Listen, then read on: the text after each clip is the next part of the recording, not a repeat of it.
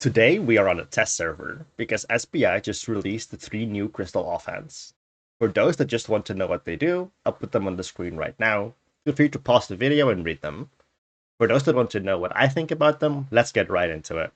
I'll be comparing all of these offhands on 8.1, since it's just the tier that I currently use.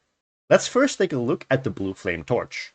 This new offhand gives a massive crowd control resistance penalty and gives a healing cast bonus in return, the same way as Celestial Sensor does, but with defense. It, however, is worse than Sensor in my opinion.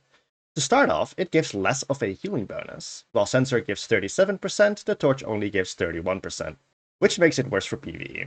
It's also worse for PvP. Taking 20% more damage isn't great, but you can at least try to heal it.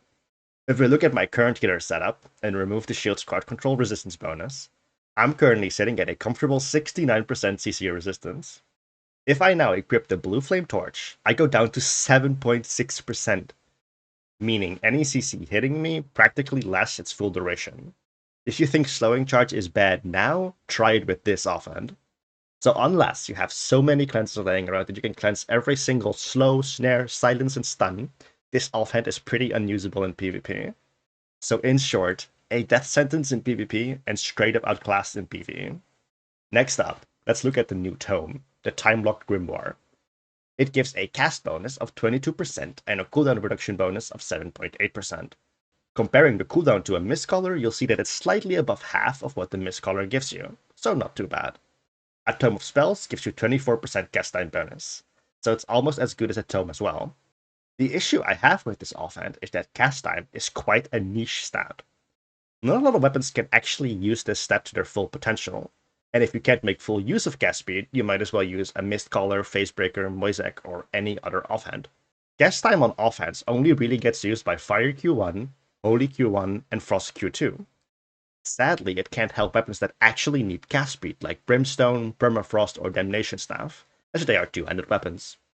For those using the Tome of Spells currently, I think this offhand will be an upgrade, but Tome of Spells is already pretty niche as it is.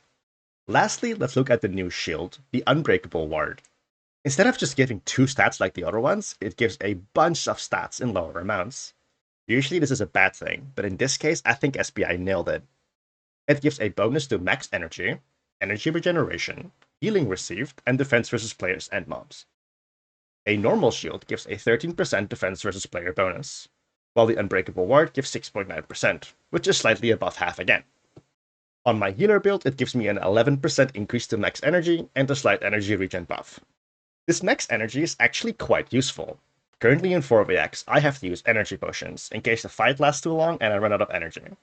With this offhand, I think I can finally use resistance potions again, which is massive. The reason is the max energy.